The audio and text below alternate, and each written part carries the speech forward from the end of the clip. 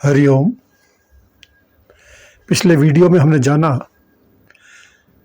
कि श्री कृष्ण और अर्जुन दोनों के अनेक जन्म हुए हैं, पर फर्क यह है कि कृष्ण को सब याद है, अर्जुन को नहीं।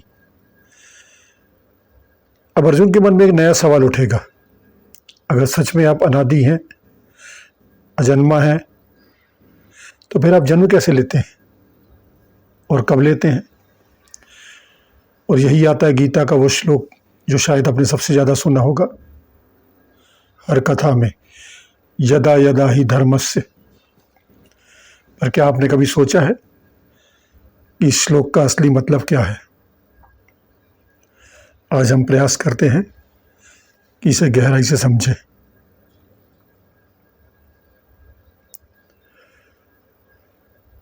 श्लोक 6 में भगवान श्री कृष्ण कहते हैं, मैं अजन्मा और अविनाशी आत्मा हूं और समस्त भूतों का ईश्वर भी हूं, फिर भी अपनी प्रकृति को अधीन करके अपनी ही योग माया से मैं प्रकट होता हूं।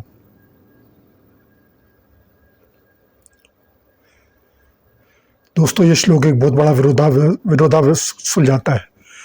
सोचिए, अगर भगवान अजन्मा है, अविनाशी है, तो वे जन्म कैसे ले सकते हैं?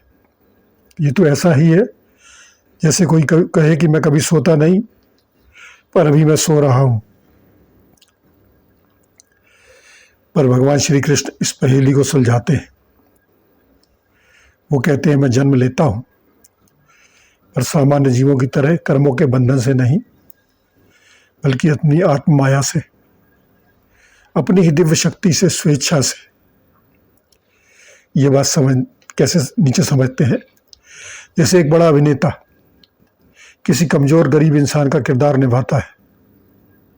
वो असल में गरीब नहीं है, उसके पास पैसा है, शोहरत है, सब कुछ है, पर किरदार के लिए वो खुद को सीमित दिखाता है। ठीक वैसे ही भगवान असीम होते हुए भी अपनी इच्छा से सीमित रूप में प्रकट होते हैं, हमारे जैसा शरीर लेकर, हमारे बीच आकर। यही फर्क है अवतार और सामान्य जन्म में।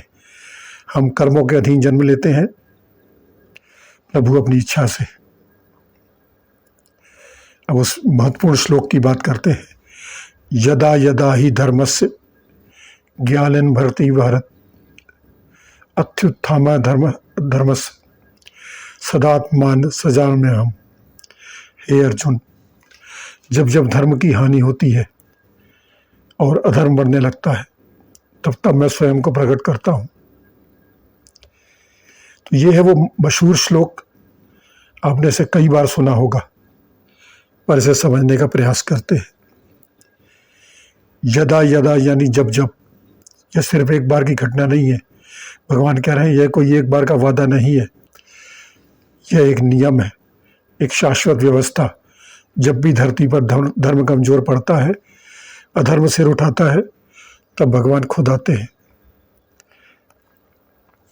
यहाँ एक दिलचस्प बात समझिए, धर्म का मतलब सिर्फ पूजा पाठ या मंदिर जाना नहीं है। धर्म का मतलब है सही व्यवस्था, नैतिकता, सत्य और कर्तव्य का पालन। जब समाज में अन्याय, झूठ और क्रूरता बढ़ जाती है, तो वो धर्म की ग्लानि है। और सोचिए, ये बात कितनी आश्वासन देने वाली है। जब भी हमें लगता है कि अब बुराई जीत जाएगी, सच हार जाएगा, तब ये श्लोक हमें भरोसा देता है कि कोई ना कोई दिव्य शक्ति, कोई ना कोई संतुलन हमेशा बुराई को रोकने आती है। इसलिए यह श्लोक इतना प्रिय है। ये निराशा के अंधेरे में उम्मीद की किरण है। अब आगे बात करते हैं श्लोक 8 की। प्रभु कहते हैं, परित्राणाय साधूनाम विनाशाय च दुष्कृताम धर्म संस्थापनार्थं संभावी युगे युगे। साधु सज्जनों की रक्षा के लिए, दुष्टों के विनाश के लिए और धर्म की पुनर्स्थापना के लिए मैं युग युग में प्रकट होता हूं। इस श्लोक में कृष्ण अपने अवतार लेने के 3 उद्देश्य बताते हैं। ध्यान से समझिए, ये क्रम भी बहुत महत्वपूर्ण है। पहला, परित्राणाय साधूनाम, साधु सज्जनों की रक्षा। भगवान सबसे पहले अच्छे लोगों, सच्चे और निष्ठावान भक्तों की रक्षा करने आते। दूसरा, विनाशाचाय दुष्कृताम, दुष्टों का विनाश पर ध्यान दे। ये दूसरे नंबर पर है, पहले नहीं। भगवान का मुख्य उद्देश्य विनाश नहीं, रक्षा है। दुष्टों का नाश एक जरूरी परिणाम है, पर वो प्राथमिकता नहीं है। और तीसरा कहते हैं धर्म संस्थापना अर्थाय, धर्म की स्थापना, यह सबसे गहरा उद्देश्य है। भगवान सिर्फ एक राक्षस को मारने या युद्ध जीतने नहीं आते, वो समाज में सही व्यवस्था, सही मूल्य फिर से स्थापित करने आते हैं। और आखिर में युगे युगे, हर युग में, यानी ये कोई एक बार की बात नहीं, रामायण में राम बनकर, महाभारत में कृष्ण बनकर, हर युग में जब जरूरत पड़ी भगवान आए। ये बात हमें ये सिखाती है कि अगर हम सच्चे हैं, धर्म के मार्ग पर हैं, तो घबराने की जरूरत नहीं है। रक्षा करने वाला कोई ना कोई जरूर है, चाहे वो कितनी भी देर से आए। तो दोस्तों, इन 3 श्लोकों में कृष्ण ने अवतार के पूरे रहस्य को खोल दिया।